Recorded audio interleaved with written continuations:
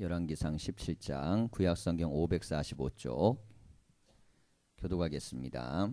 길르앗에 우거하는 자 중에 디셉 사람 엘리야가 아합에게 말하되 내가 섬기는 이스라엘의 하나님 여호와께서 살아계심을 두고 맹세하노니 내 말이 없으면 수년 동안 비도 이슬도 있지 아니하리라 하니라.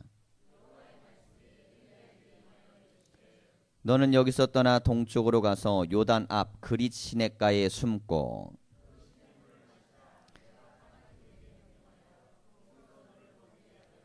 그가 여호와의 말씀과 같이 하여 곧 가서 요단 앞 그릿 시냇가에 머물매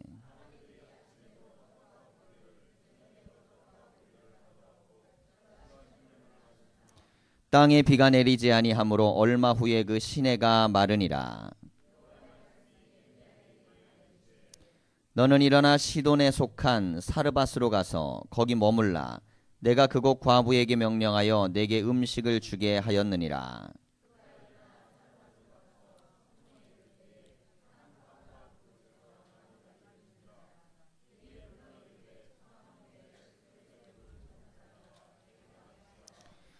그가 가지러 갈 때 엘리야가 그를 불러 이르되 청하건대 내 손에 떡 한 조각을 내게로 가져오라.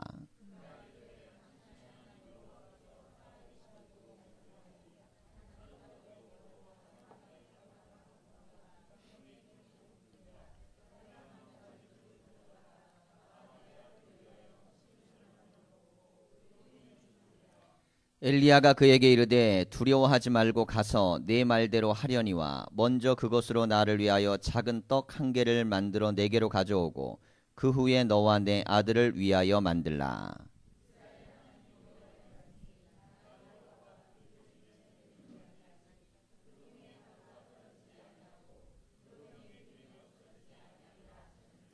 그가 가서 엘리야의 말대로 하였더니 그와 엘리야와 그의 식구가 여러 날 먹었으나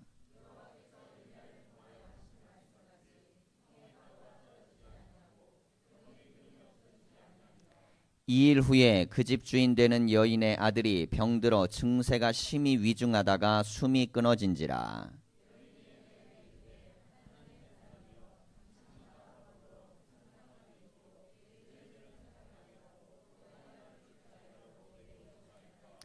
엘리야가 그에게 그의 아들을 달라 하여 그를 그 여인의 품에서 받아 안고 자기가 거처하는 다락에 올라가서 자기 침상에 누이고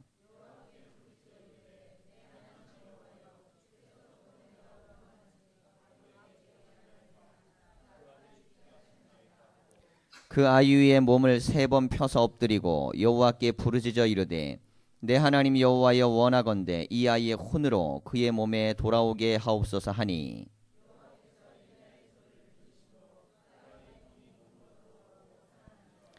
엘리야가 그 아이를 안고 다락에서 방으로 내려가서 그의 어머니에게 주며 이르되 보라 내 아들이 살아났느니라.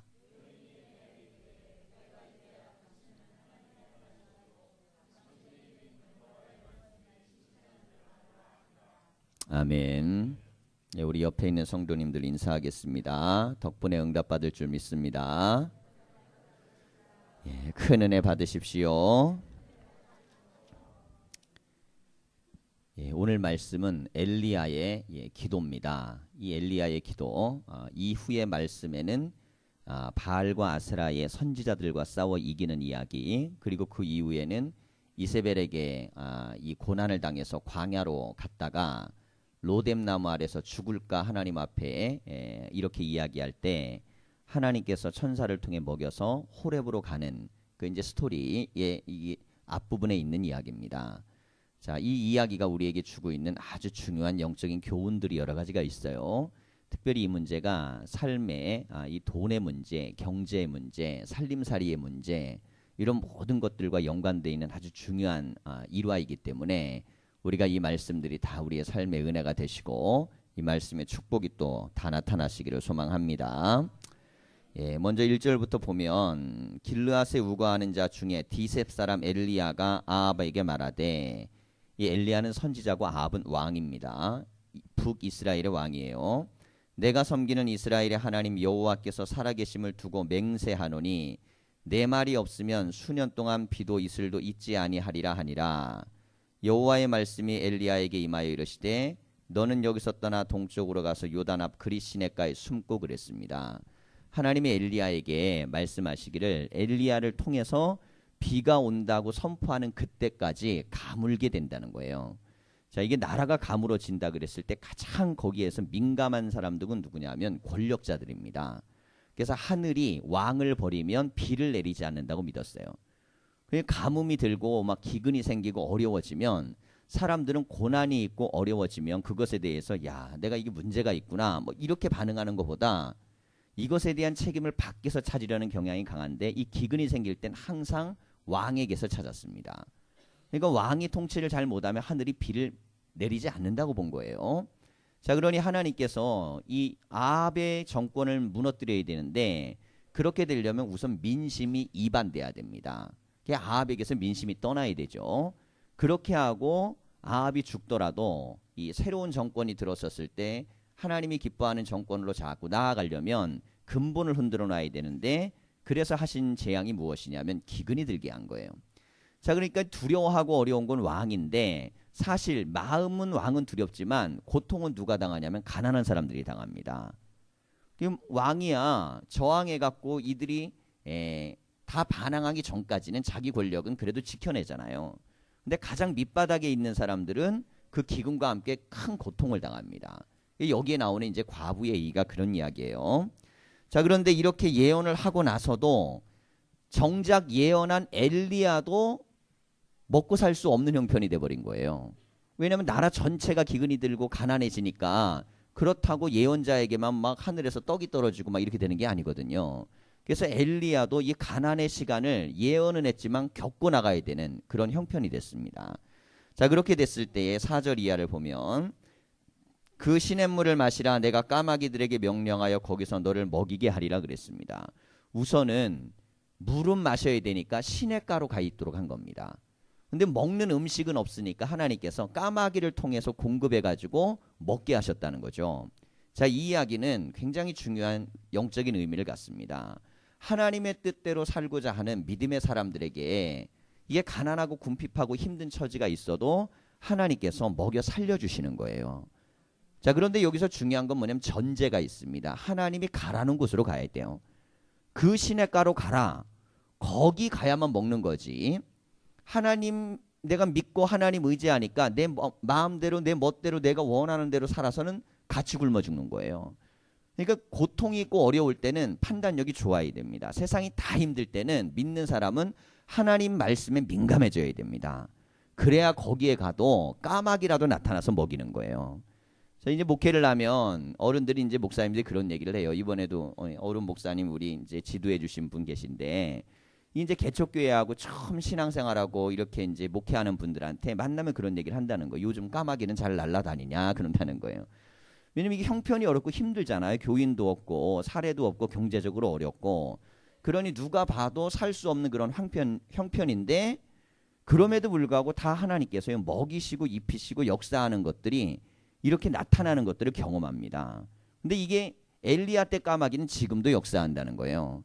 그러니까 지금은 까마귀 갖고 하는 건 아니죠. 하나님께서 다른 손길과 돕는 손길들 함께 하시는 걸로 하는데 풍요로울 땐 이걸 잘 모릅니다. 내가 먹고 살만하고 누리고 살만하고 그리고 내 주변에 있는 사람들이 날 도울 만한 사람 많이 있을 땐 몰라요. 그런데 이런 모든 것들이 다 끊어지고 야, 나는 정말 누구도 날 도울 수 있는 형편이 아니구나. 자, 이렇게 되었을 때도 그럼에도 불구하고 하나님께 기도하고 믿음으로 나가면 하나님은요 반드시 돕는 손길을 우리에게 보내시는 거예요. 그래서 우리가 먹고 마시는 문제 때문에 근심하지 말아라. 이건 굉장히 중요한 영적인 교훈입니다. 먹고 마시는 문제 때문에 근심할 그 시간에 하나님의 말씀을 붙들고 주님 뜻대로 살게 되면 하나님께서 그것에 은혜를 부어주시는 거예요. 자, 제가 이제 첫 목회 나가가지고 목회를 시작해서 하던 얘기 뭐 가끔 드리기도 하는데 우리가 이제 없는 형편에 매일같이 뭐를 내냐면 그 지역에 아이들을 데려다 놓고 공부방을 했습니다. 그래갖고 저는 영어를 가르치고 우리 안사람은 수학을 가르치고 영어 수학을 가르쳤어요. 우리 둘한테 배우면 최고가 되는 거예요. 저한테 배웠던 애는 영어 100점 만점에 100점 막 이렇게 나와갖고 전교 1등하고 그랬어요. 그러니까 그렇죠. 아멘이죠. 예, 예. 기왕이면 뭐 잘 나오면 좋은 거니까. 그러니까 시골에 있는 아이들한테 그건요 굉장히 얼마나 복입니까? 뭐 덕이 되고 복이 되는 거죠. 그런데 이게 사람이요 그냥 데려다가 공부시키지 않고 매일같이 뭘 먹였어요. 밥도 해서 먹이고 간식도 먹이고. 근데 우리는 형편도 안 되는데 계속 먹였습니다. 근데 이 하나님께서요 필요한 만큼 다 채워주시는 거예요. 채워주셔서 먹거리가 계속 생기고 공급할 게 계속 생기고 역사가 일어나고 도우시고 함께하는 겁니다. 근데 이것들 한 3년 동안 계속 없는 형편 속에서 경험을 하니까 느껴지는 거야. 물질 때문에는 고민하면 안 된다. 물질 때문에는. 물질은요 고민거리가 아니라 기도거리가 돼야 돼요. 그냥 오늘 필요하면 하나님 오늘 주십시오라고 기도하라고 주기도문이 말씀하니까 그렇게 기도하면 하나님께서 다 먹을 것도 주고 채워주고 역사하시고 함께하는 거예요.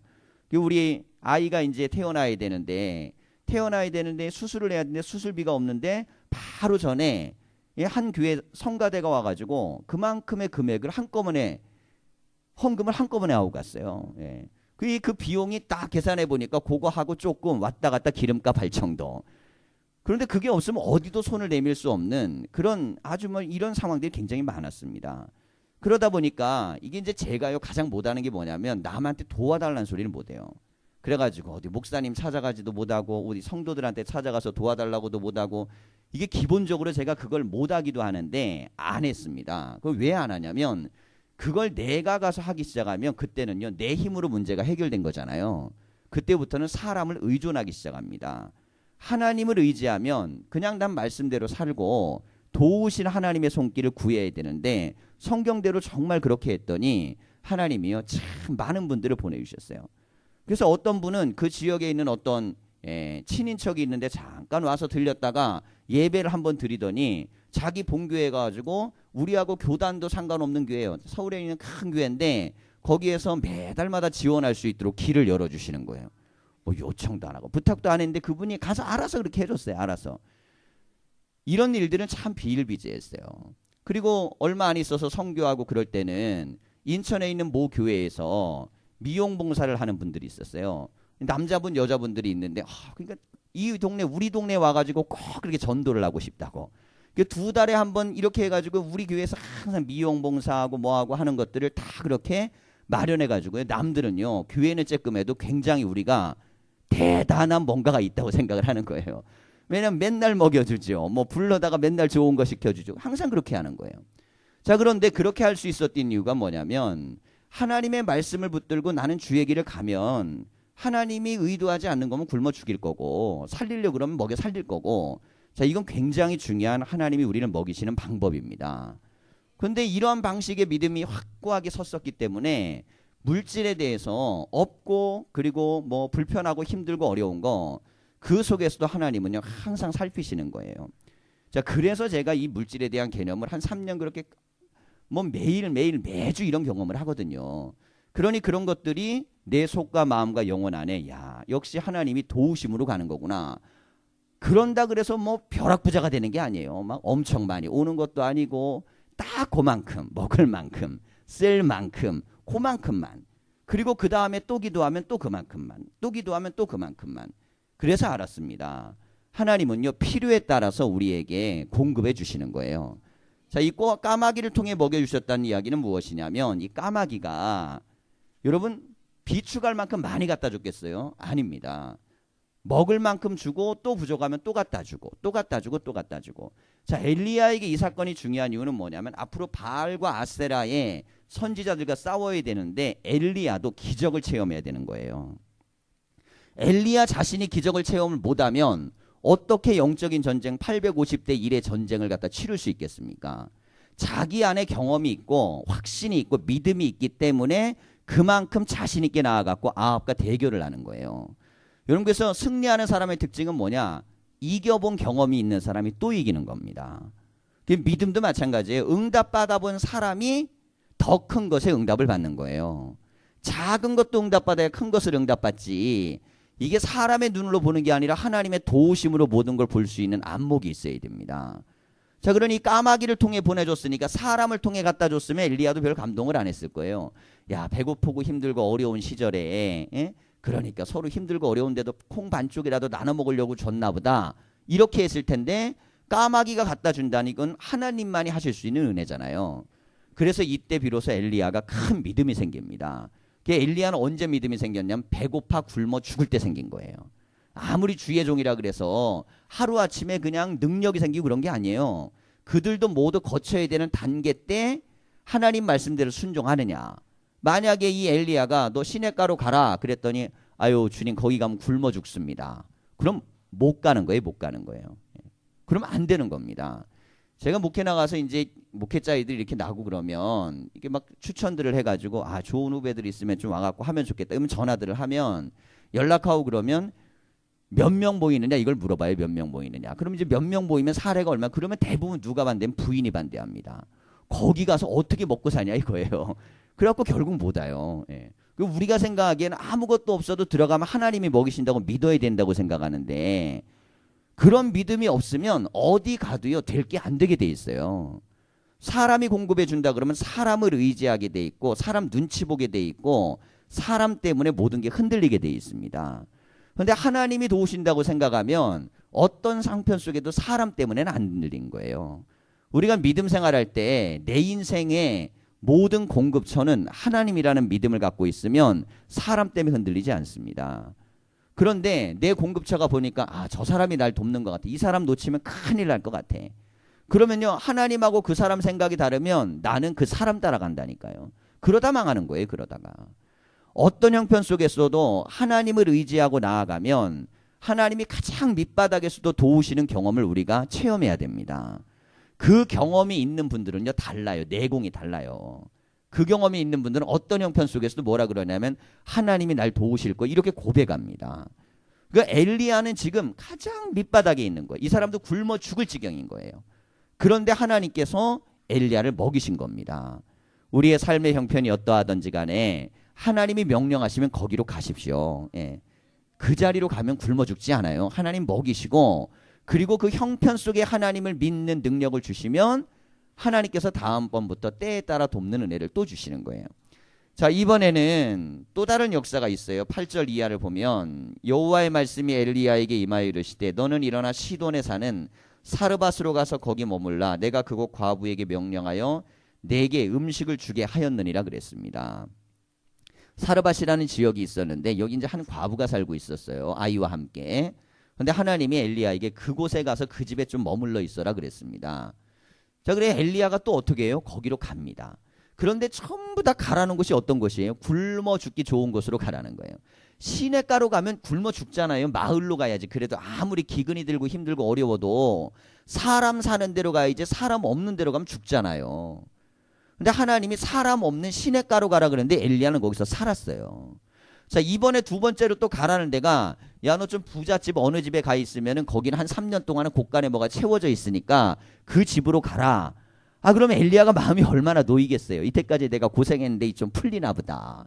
근데 이번에 가라는 데 어디냐면 과부 집에 가라는 거예요. 근데 이 집은 경제적으로 가장 힘들 땐 사회적 약자가 가장 고통을 당합니다. 가장 먼저 무너지게 돼 있어요.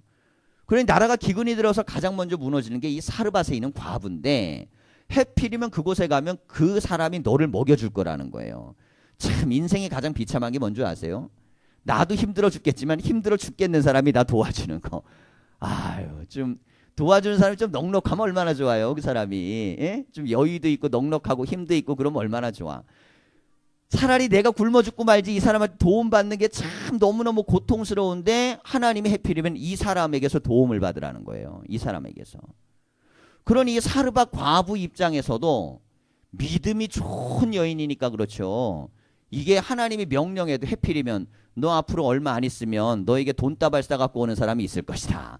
이렇게 해주시면 얼마나 좋아. 그런데 가가지고 앞으로 선지자가 올 건데 너 있는 거 그거 내놔갖고 그 사람 먹여라 그런 거예요. 하나님이 좀 뭘 걸 풀어가시려고 그러면 사람이 생각하는 대로 풀어야 되는데 거꾸로 풀어내시는 겁니다. 그런데 거꾸로 푸는 것 속에서 발견하는 게 뭐냐면 하나님만 구원자가 되심을 보여주시는 거예요.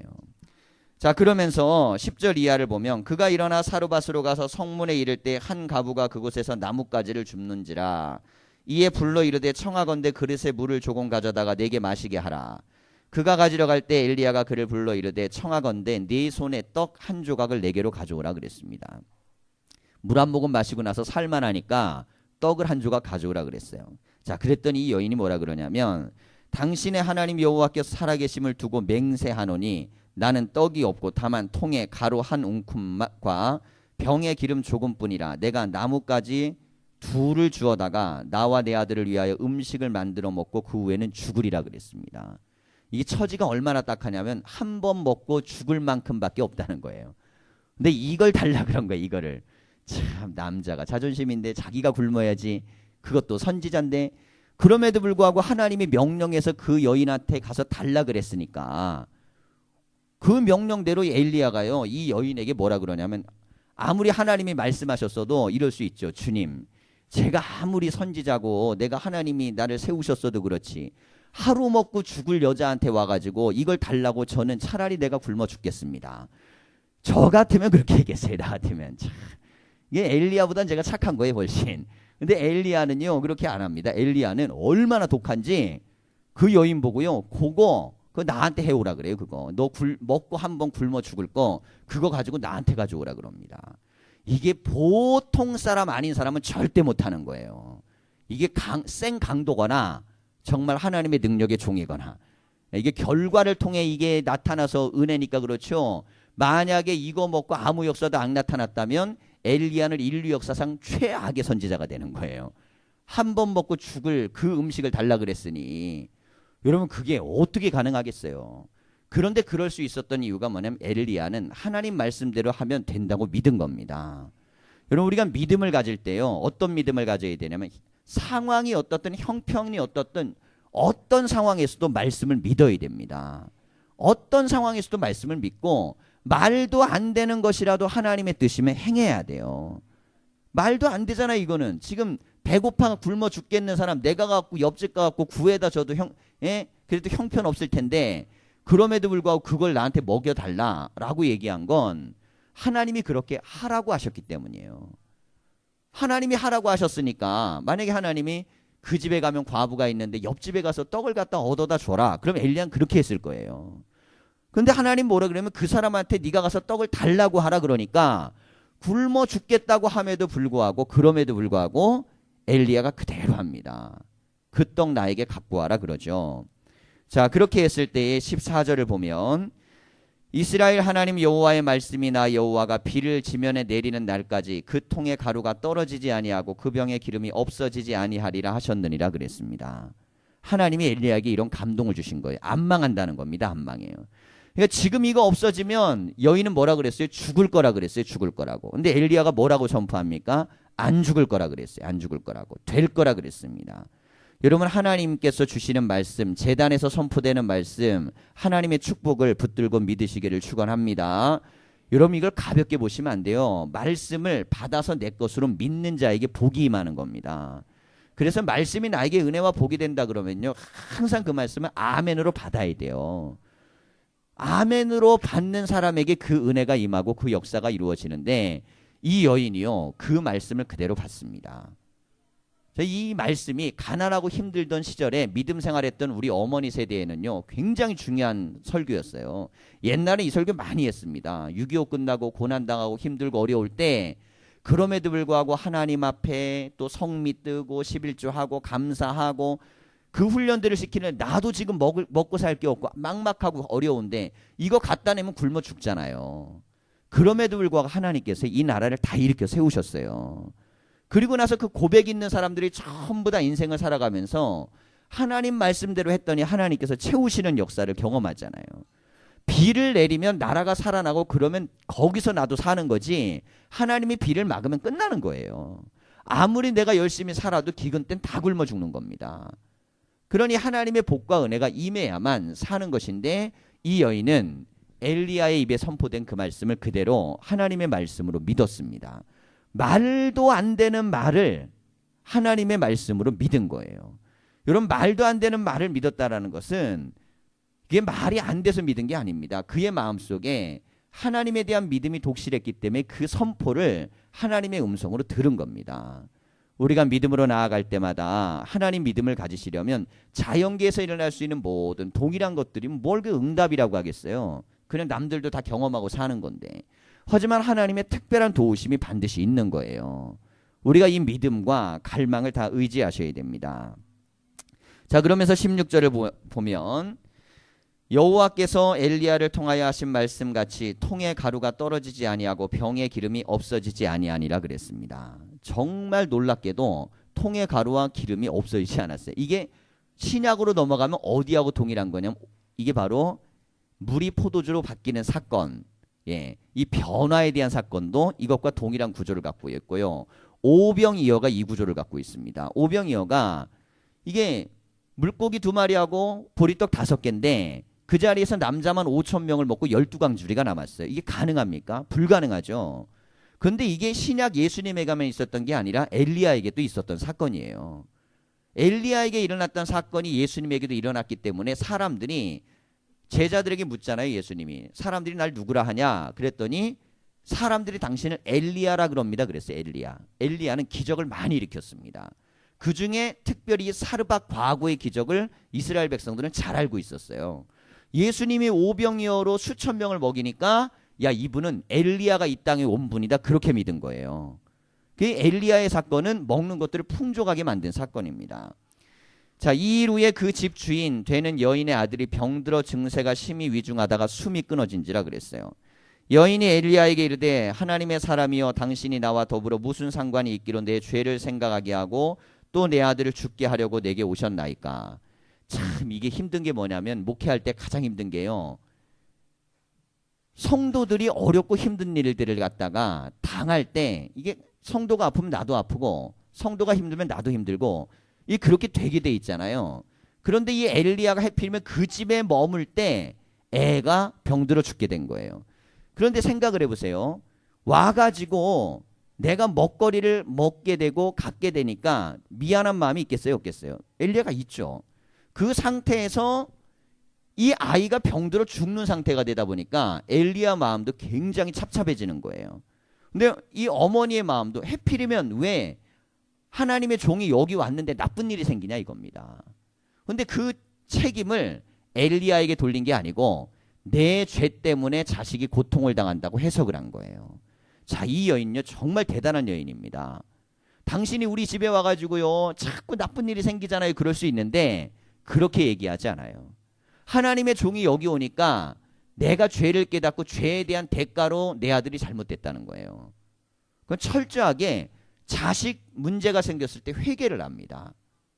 자, 이런 믿음과 이런 태도가 있기 때문에 이 여인은 복을 받는 거예요. 자, 그러면서 19절 이하를 보면 엘리야가 그에게 그의 아들을 달라 하여 그를 그 여인의 품에서 받아 안고 자기가 거처하는 다락에 올라가서 자기 침상에 누이고 여호와께 부르짖어 이르되 내 하나님 여호와여 주께서 또 내가 우거하는 집 과부에게 재앙을 내리사 그 아들이 죽게 하셨나이까 하고 그 아이 위에 몸을 3번 펴서 엎드리고 여호와께 부르짖어 이르되 내 하나님 여호와여 원하건대 이 아이의 혼으로 그의 몸에 돌아오게 하옵소서 하니 그랬습니다. 이게 1대1로 있었으니까 엘리야가 한 거죠. 사람들이 많았으면 못했을 수도 있습니다. 그런데 얼마나 간절하고 마음이 그런지 다락으로 데리고 올라가서 자기하고 그 시체 위에다가 기도를 하는 거예요. 근데 놀랍게도 이 기도가 이루어집니다. 이 놀라운 기도의 응답이 나중에 예수님이 죽은 자를 3번 살리는 기적의 연속이에요.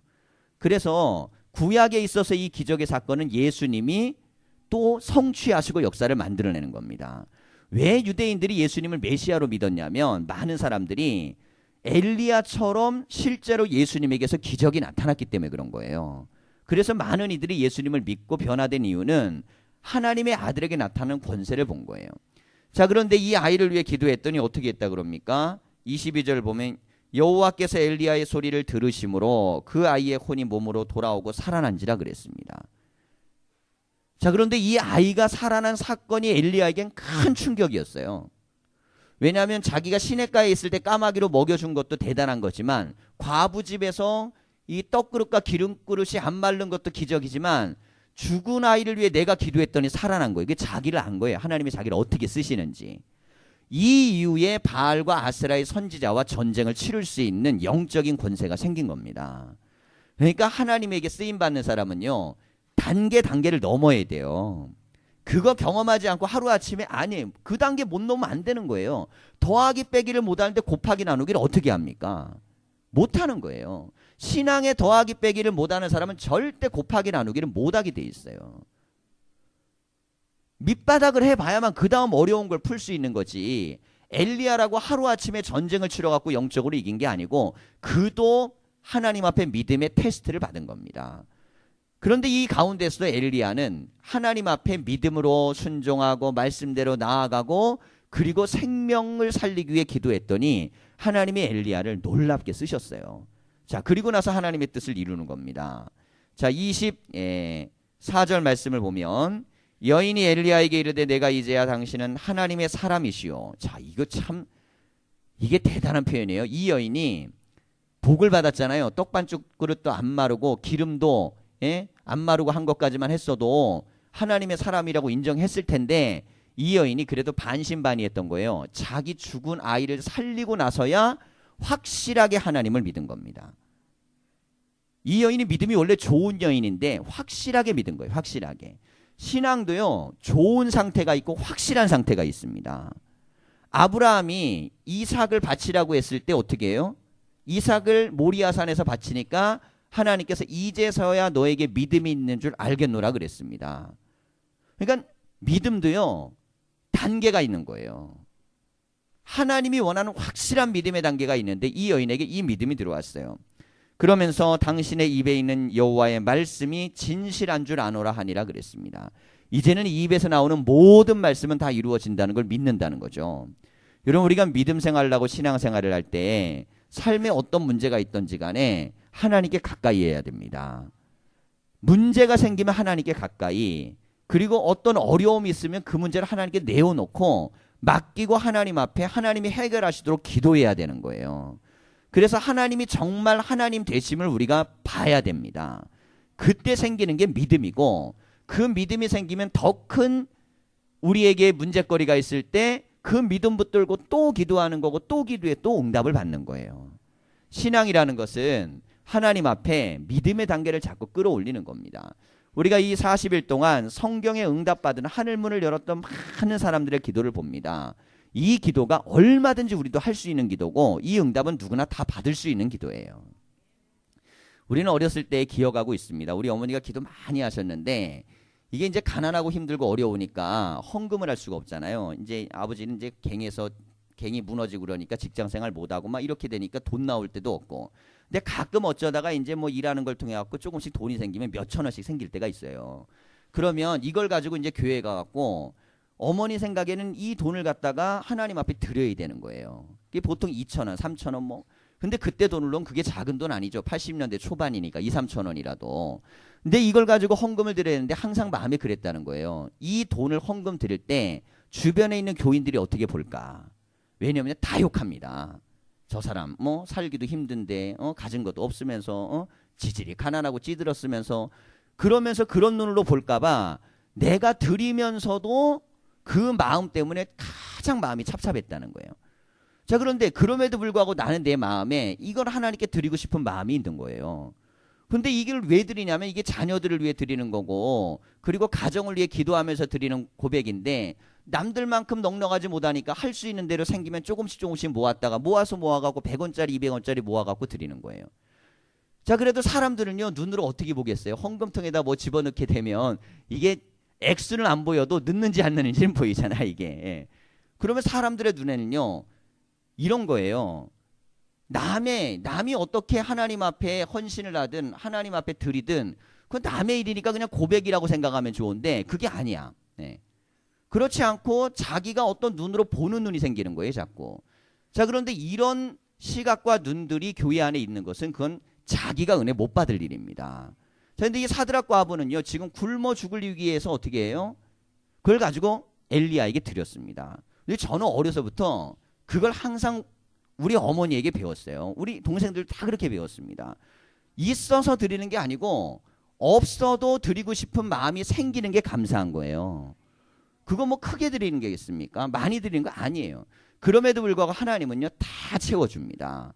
여러분 우리가 인생을 살아가면서 이걸 아셔야 돼요. 내가 부모로부터 물려받은 유산이나 넉넉함으로 인생을 사는 게 아니고 하나님이 나에게 주신 은혜로 사는 사람이 복입니다. 아무것도 없어도 하나님이 채워주시는 사람이 복이지만 많이 있어도 그 은혜를 경험하지 못하면 그건 화가 되는 거예요. 그래서 우리는 넉넉할 때도 항상 이것이 하나님이 나에게 주신 복이라는 생각을 할 줄 알아야 됩니다. 그러니 이제 자녀들을 키울 때 이제 제가 염려되는 건 그거예요.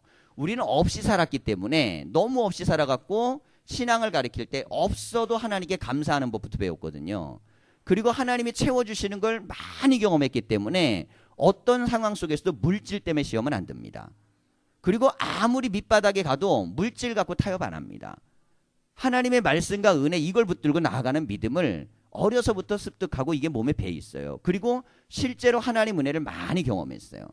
근데 자녀들 키우다 보니까 이게 넉넉하잖아요. 애들 원하는 대로 사줄 수도 있고 먹여줄 수도 있고 다 할 수 있는데 염려가 되는 게 뭐냐면 이 아이들이요. 하나님이 그걸 나에게 공급해 줬다고 생각 안 할 수 있다는 게 문제예요.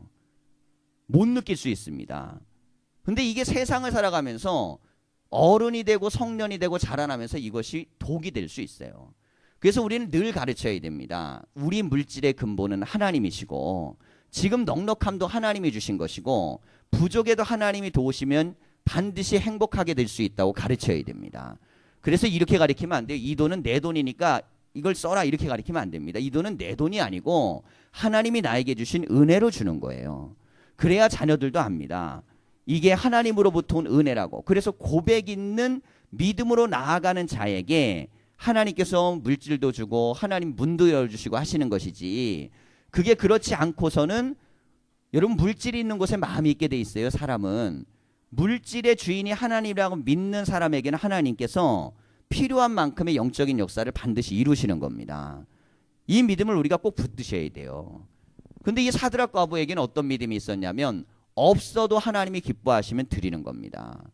여러분 이 고백 때문에 이 여인은요 죽은 아이까지 살려냈어요. 죽은 아이를 살리려고 그러면 이건 할 수도 없는 일이지만 돈을 드린다 그러면 얼마를 드려야겠어요.